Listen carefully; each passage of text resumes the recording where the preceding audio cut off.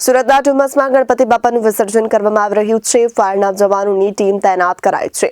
શહેરમાં 80,000થી વધુ નાની મોટી બાપાની મૂર્તિનું વિસર્જન કરાઈ રહ્યું છે। ફાયરના જવાનો બોટમાં ફરીને સતત કરી રહ્યા છે પેટ્રોલિંગ। સુરતના ડુમસમાં ગણપતિ બાપાનું વિસર્જન કરાઈ રહ્યું છે ત્યારે ફાયરની જવાનોની ટીમને તૈનાત કરવામાં આવી છે।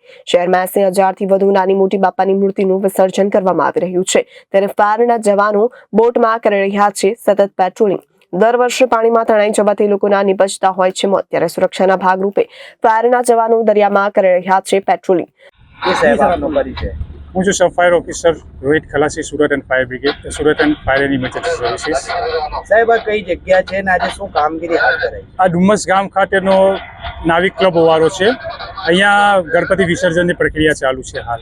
સાહેબ, કેટલા ફૂટની મૂર્તિઓ અહીંયા વિસર્જિત કરાઈ? લગભગ 8 થી 10 ફૂટ જેટલી મૂર્તિઓનું વિસર્જન અહીંયા કરવામાં આવે છે અને બીજી નાની મૂર્તિઓ પર વિસર્જિત થાય છે। કેટલા વાગ્યા સુધી આ વિસર્જન ચાલુ રહેશે?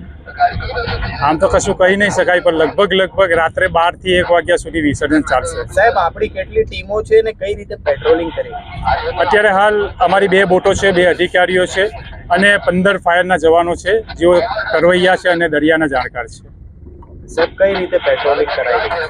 જ્યારે પણ મૂર્તિઓ વિસર્જન કરવા માટે આવે છે, મોટી નાની મૂર્તિઓ, ત્યારે અમે એમની આજુબાજુ એમને કવર કરીએ છીએ, જેથી કે મૂર્તિ વિસર્જિત કરતા કોઈ પડી નહીં જાય અને જો પડી જાય તો એમને બચાવી લેવામાં આવે, તરત એમને સહાયતા મળી રહે।